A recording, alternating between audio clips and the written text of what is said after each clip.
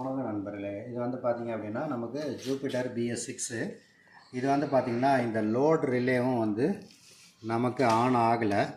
அதுக்கப்புறம் பார்த்திங்கன்னா நமக்கு செல்ஃப் ரிலேவும் ஆன் ஆகலை, செல்ஃபும் எடுக்கலை. இப்போ அதுக்கு மாற்று வழி என்ன பண்ணியிருக்கோம் அப்படின்னா, இந்த வண்டியை பொறுத்த வரைக்கும் ECUவில் இருந்து தான் எர்த்து வந்து இந்த ரெண்டுக்குமே வந்து எர்த்து கிடைக்கும். சாவி ஆன் பண்ணோடனே எர்த்து வந்தோடனே இந்த ரிலே ஆன் ஆகி எல்லா இடத்துக்கும் சப்ளை போயிடும். எங்கெங்கே போவோம், ஹார்னு, இண்டிகேட்டரு, பிரேக் லைட்டு, எல்லாத்துக்கும் டேஞ்சர் லைட்டு முதற்கொண்டு எல்லாமே இந்த ரிலே ஆன் ஆனால் தான் பவர் சப்ளை போகும்.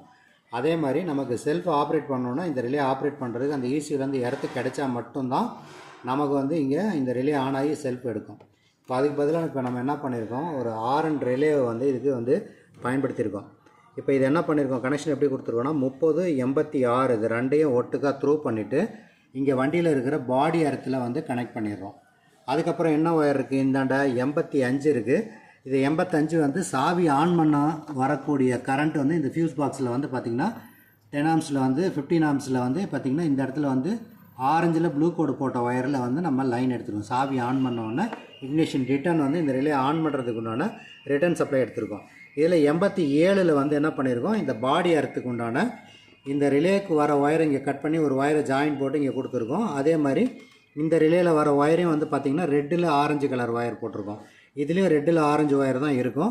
இது ரெண்டையும் ஒட்டுக்காக மெர்ஜ் பண்ணி இந்த 87 வந்து நம்ம கனெக்ஷன் கொடுத்துட்டோம் அப்படின்னாக்கா நம்ம சாவி ஆன் பண்ணோடனே நமக்கு இந்த எர்த்து வந்து இந்த ரிலே வழியாக நமக்கு டைரெக்டாக வந்துடும். வந்தோடனே நமக்கு எல்லாமே ஒர்க் பண்ண ஆரம்பிக்கும்.